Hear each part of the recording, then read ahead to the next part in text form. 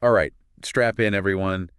Today we're going deep on the Dragon Ball timeline. Oh, yeah, we're talking the whole thing. And we're going from little Goku all the way to uh, those insane power levels you see in Dragon Ball Super. From Saiyan to Super Saiyan God. And beyond. Yeah. But, this isn't just a recap for folks who haven't seen it all. Right, right. This is like a deep dive for fans like you. We're going to be unpacking like decades worth of lore here. Yeah. Decades of transformations, battles.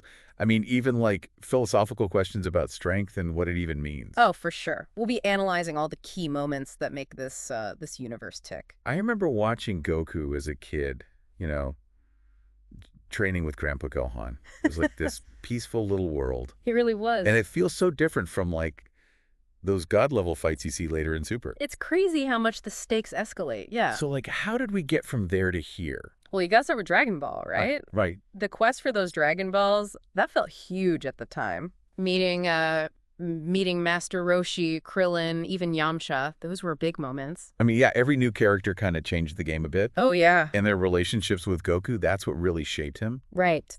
But looking back, I mean, those villains like Emperor Pilaf, they're kind of cute now. Oh, totally. When you compare them to what comes later, it's like, little Pilaf. Yeah, but they served their purpose. They really established the Dragon Balls as these objects everyone wanted. Yeah, yeah. Goku had to constantly adapt to overcome those early threats. You can see that determination even back then. Okay, so we've got this, like, foundation of adventure and martial arts.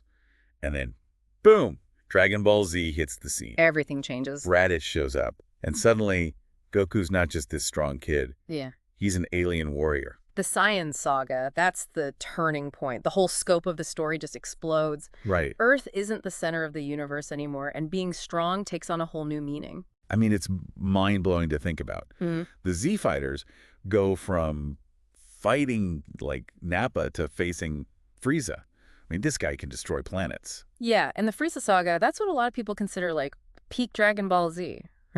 I mean, Goku's first Super Saiyan transformation, that's iconic. Totally. It's not just about the visuals, it's everything that led up to it. Yeah. The loss, the rage, that pure determination to protect his friends. And it brings up a question that kind of sticks with you throughout the series, doesn't it? Like, yeah. How much power is too much? Definitely. It's not just about being strong, it's about what you do with that power. And Goku's choice to spare Frieza, after all that tells you everything you need to know about him. For sure. But then we get Gohan taking center stage in the Cell games. Yeah, and this is where things get interesting. Like, could Gohan have taken over as the main character? Right. He unlocks Super Saiyan 2, he defeats Cell. For a minute, it seemed possible. It did. But Dragon Ball Z isn't really about passing the torch. It's about Goku and his unique journey. Yeah, and that journey, it doesn't even stop with death. Nope. Which for Goku doesn't seem to slow him down much at all. Right. The Buu Saga brings him back. Super Saiyan 3, Fusion. I mean, I remember thinking, how can they possibly top this? Yeah, the Buu Saga goes all out. Like Toriyama just said, all right, let's break some rules. Yeah.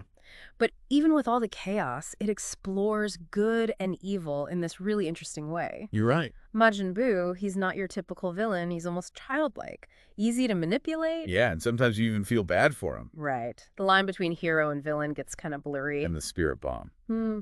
Drawing power from everyone. That felt like a statement, you know? Oh, absolutely. Like, even in the face of pure destruction, there's still this collective good. Right. And it shows that Goku's strength, it doesn't come from nowhere. It's fueled by everyone around him. Is that hope and belief? Yeah, and that's a theme you see throughout Dragon Ball, even as they get stronger and stronger. I mean, the Buu Saga really felt like an ending, you know? But then we got Dragon Ball GT. Oh, yeah, GT. Now, I know it's not canon or anything. Right. But it did give us some cool stuff, like Super Saiyan 4. Oh, man, GT. It's like you either love it or, Yeah, well, let's just say it's pretty divisive. it is. But you're right, it had its moments. Turning Goku back into a kid. I mean, Yeah. that was crazy. And then sending him and Pan on that, like, universe-wide treasure hunt. Yeah, it was different. Totally different from the usual tournament arcs. And you can see Toriyama playing around with ideas there, even though he wasn't, like, directly involved. Yeah. I mean, Super Saiyan 4, just visually, it's so different. Totally. It's like this primal Saiyan energy. Yeah, like a throwback to their more animalistic roots. Exactly. It felt like Goku was like embracing his Saiyan side, but still with that like kid energy. Yeah. But I think for all his good ideas, GT just couldn't escape the shadow of Z, you know? Oh, for sure. Which is why I think Super was such a big deal. Oh, yeah, absolutely. Super picks up right where Z left off. It leans hard into that legacy. Mm-hmm. Frieza's back. We get new Super Saiyan forms. Mm-hmm. We even meet gods like Beerus and Whis. Did Super live up to the hype for you? What do you think? I mean, honestly, at first I wasn't sure. Yeah. But then we got the Universe 6 tournament. Oh. Seeing Goku and Vegeta go beyond Super Saiyan Blue, Hmm. it felt like Dragon Ball was back. It did. What about the gods and angels, though? I mean, it was a big swing, you know? It was. But it really opened up the Dragon Ball universe in this cool way. It did. Strength isn't just raw power anymore. It's mastering ki, understanding divine energy. Like It's transcending the limits of mortals. exactly, like Ultra Instinct. Oh, man. Ultra Instinct. Yeah. It's like the ultimate martial arts technique. Yeah. Pure instinct, no thoughts, just movement. Seeing Goku achieve that, it was like seeing his whole life of training pay off. Totally. It's not about brute force anymore. No. It's about something way beyond that. It really is. And I think that's where Super really shines. Mhm. You know, it takes those core themes of Dragon Ball, the Mhm. pursuit of strength, friendship, Mm-hmm. and it pushes them to this like cosmic level. For sure. Even the Tournament of Power with the whole multiverse at stake. Yeah. It all comes back to teamwork, pushing your limits. Exact. You know, one thing I love about Dragon Ball is how they handle the side characters. Oh, yeah. Like Krillin, he starts off as this whiny kid, Right. but he becomes a real warrior. Mm. Even Yamcha, Yeah. you know, everyone makes fun of him, Yeah. but he's had his heroic moments. He has. The supporting cast is what grounds the story. It does. It reminds us that even with these universe-ending threats, there's still humor, Yeah. family, everyday life. It's like, yeah, Goku's out there saving the universe again. Right. But Krillin's still trying to be a good dad. Exactly. It makes them relatable, you know? It really does. Even when they're surrounded by gods and aliens. Have you ever thought about the impact Dragon Ball's had, like, on pop culture? Oh, yeah, definitely. It's huge. It's more than just an anime. It's like this global phenomenon. The memes, the catchphrases. The merchandise. It's everywhere. When did you realize just how big it was?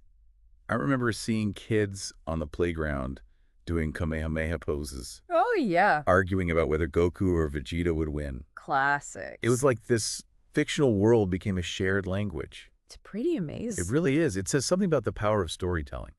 It does. Dragon Ball taps into something universal, something that connects with people across generations. Yeah. It's about the underdog who never gives up friendship loyalty. Striving for something bigger than yourself. Exactly. But it hasn't been all perfect, right? Oh, of course not.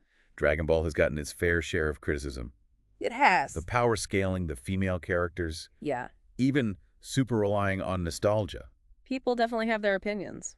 What do you think about some of that criticism? Well, I mean, no work of art is perfect. Sure. And Dragon Ball, with its long history, Yeah. it's definitely made some missteps. The power scaling, for example. Right. It can be hard to follow. Especially for new fans. Right? Like 1 minute you're fighting a giant ape. And the next you're up against a planet-busting god. Yeah, and it can feel like the stakes don't matter. When every villain is like exponentially stronger. Right. But isn't that part of the formula? It is. Is this constant escalation of power? Yeah, pushing the limits. It's tough to get that balance right. It is. You want Goku and Vegeta to get stronger, Of course. but you don't want it to feel meaningless. Right. The power-ups have to feel earned. Yeah. They have to move the story forward. Exactly.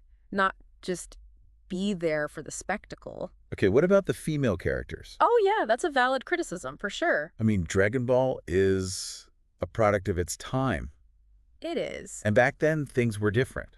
They were. I mean, Bulma's smart and resourceful, Oh, yeah. but she's rarely in on the action. Right. And Android 18, she's strong. Yeah. She kind of fades into the background. It would be cool to see a female character who could, like, Yeah. really challenge Goku and Vegeta. That would be awesome. Push them to grow as people. As fighters. Maybe that's something we'll see in the future. Maybe. But even with all the criticisms, Dragon Ball still connects with people. It does. There's just something about it. The action, the humor. A heart. It speaks to people of all ages. I mean, it can make you laugh 1 minute and cry the next. Exactly. It reminds you about friendship perseverance. Never giving up on your dreams. That's what makes Dragon Ball special. It's a story about the hero inside all of us. I love that. But before we wrap up, Yeah. there's one more thing we got to talk Oh, about. yeah. Something that holds the whole saga together. You mean The Dragon Balls themselves. the Dragon Balls? What do they really represent in the grand scheme of things? Let's unpack that next. So the Dragon Balls themselves, I mean, they kick off the whole story, but they're kind of like this weird paradox, aren't they? Totally. On the one hand, you've got these wish fulfillment devices. you Right, know, a shortcut to whatever you want. But like we've seen time and time again, that kind of power comes with a price. Yeah, like Emperor Pilaf, his wishes for world domination Oh, always really? blew up in his face. It's like the Dragon Balls test you almost. They do.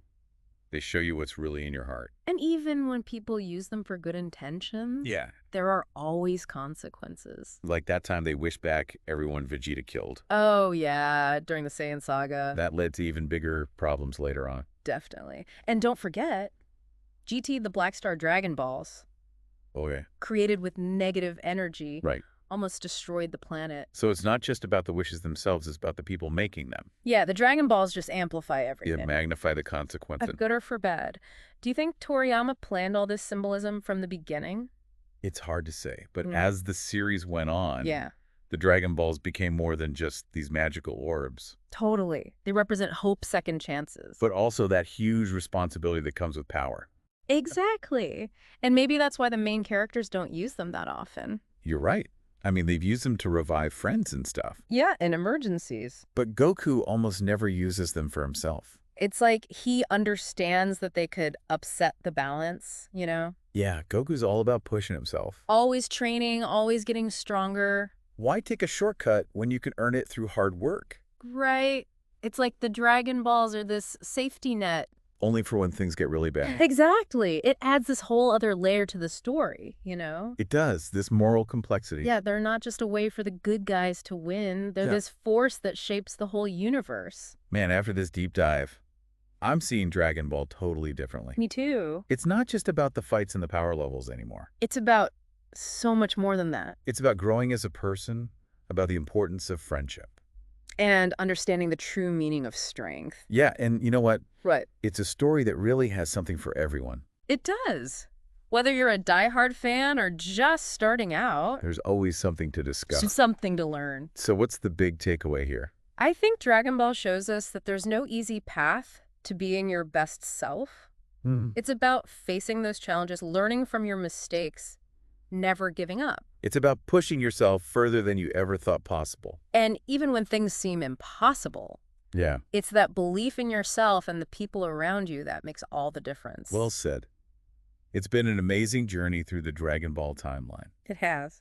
And who knows what's next for Goku and the gang? Right. Maybe there's a new villain out there waiting. A new power level to reach. New lesson to learn. Whatever happens, the Dragon Ball saga will keep going. It will. It'll keep inspiring us for years to come. So until next time, keep training, keep believing. And keep reaching for those Dragon Balls. This is the Deep Dive sign.